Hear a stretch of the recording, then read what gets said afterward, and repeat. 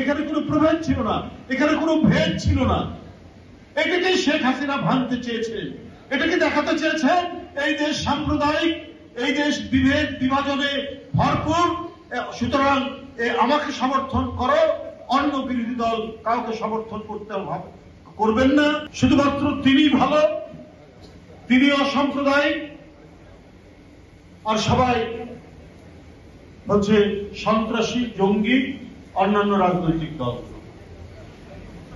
আজকে আপনাদের বক্তব্যে শেখ হাসিনার এই ঘৃণ্য মনোবৃত্তির উপযুক্ত জবাব দিয়েছেন। এই দেশ শত শত বছর ধরে সাংস্কৃতিক সমন্বয়ের মধ্যে দিয়ে গড়ে উঠেছে। আপনাদেরকে শুধু একটি উদাহরণ দেই। এদেশের এই উপমহাদেশের এক বিখ্যাত ঐতিহাসিক, যিনি ব্রিটিশ আমলের শেষে ঢাকা বিশ্ববিদ্যালয়ের ভাইস চ্যান্সেলর ছিলেন, তার নাম doctor R C. Majumdar, doctor Ramesh Chandra Majumdar. তিনি একটি কথা বলেছেন, তার বই আছে 4 খণ্ডের, হিস্ট্রি অফ বেঙ্গল। তার 4র্থ খণ্ডে তিনি দেখাচ্ছেন গবেষণা করে যে এই দেশের আজ থেকে 500-600 বছর আগেও কি অদ্ভুত সাংস্কৃতিক সমন্বয়। আমাদের এই বাংলায় উপাখ্যান আছে না, চাঁদ সদাগরের উপাখ্যান, লক্ষিন্দর বেহুলার সেই কাহিনী, সেই মনসা দেবীর সাথে চাঁদ সদাগরের যে দ্বন্দ্ব, সেই দ্বন্দ্বের কথা আমরা জানি। এবং তারপরে তো একটা বড় উপাখ্যান। এই চাঁদ সদাগর কি ধর্মে কি হিন্দু, কিন্তু উনার বাড়িতে, উনার প্রাসাদে অপদেবতা এবং ভূত প্রেত এখান থেকে বাঁচার জন্য তাবিজ কবজের পাশাপাশি একটি কোরআন শরীফও রাখা হতো।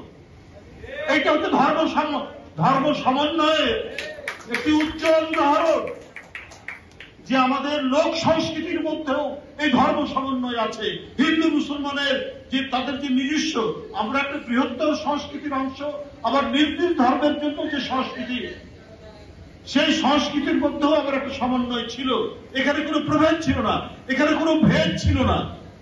এটাকেই শেখ হাসিনা ভাঙতে চেয়েছেন, এটাকে দেখাতে চেয়েছেন এই দেশ সাম্প্রদায়িক, এই দেশ বিভেদ বিভাজনে ভরপুর। সুতরাং আমাকে সমর্থন করো, অন্য বিরোধী দল কাউকে সমর্থন করবেন না। এই কারণে আমি জোর করে জনসমর্থন ব্যতি রেখে দিনের ভোট রাতে করে ভোট কেন্দ্রে ভোটারদেরকে যেতে না দিয়ে আমি নির্বাচন কমিশন দিয়ে ভোট ঘোষণা করব, সেটাকে সমর্থন। বাংলাদেশের ভাবমূর্তিকে এইভাবে বিনষ্ট করেছে, কিন্তু আমাদের ইতিহাস ঐতিহ্যের মধ্যে এটি নেই। শেখ হাসিনা হীন রাজনৈতিক উদ্দেশ্যে এই কাজটি করেছে। কই, আমরা যখন আমাদের জন্মের পর থেকে, আমরা তো পাকিস্তান আমলে জন্ম, সেটা তো একটা সাম্প্রদায়িক রাষ্ট্র ছিল। তো সেই রাষ্ট্র আমাদের জন্ম থেকে পরবর্তী পর্যায়ে কোনোদিন আমরা কোনো হিন্দু মন্দিরে কোনো প্রতিমা ভাঙা, কোন দেব দেবতার মূর্তি ভাঙা আমরা কোনোদিনই দেখিনি, শুনিনি এই কথা। তারপর জিয়ার আমল আসলো, এরপরে আরো অনেক সময় গেল, দেশনেত্রী বেগম খালেদা জিয়ার 91 থেকে 95, কোনোদিন আমরা হিন্দু মন্দিরে হামলা বা কোনো সংঘাতের কথা আমরা শুনিনি। এটা শেখ হাসিনার আমলেই করা হয়েছে।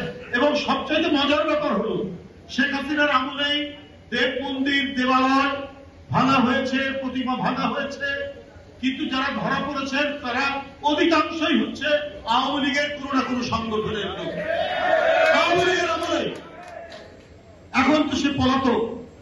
শিশুদের রক্ত পান করে, কিশোরদের রক্ত পান করে, রিক্সাওয়ালা শ্রমিকদের রক্ত পান করে জনতার উত্তাল তরঙ্গের যে ঢেউ, সেই ঢেউয়ের তোড়ে তিনি দেশ ছেড়ে পালিয়েছেন। তো পালানোর পরেও কিন্তু ওনার ষড়যন্ত্র কিন্তু থামছে না। গত যে দুর্গাপূজা হলো, যে শোকু বলে গেছে, এই দুর্গাপূজায় নানা ধরনের চক্রান্ত ষড়যন্ত্র ছিল। এই চক্রান্ত ষড়যন্ত্রের একসাথে আমরা মোকাবেলা করেছি, হিন্দু মুসলমান সকল ধর্ম, সকল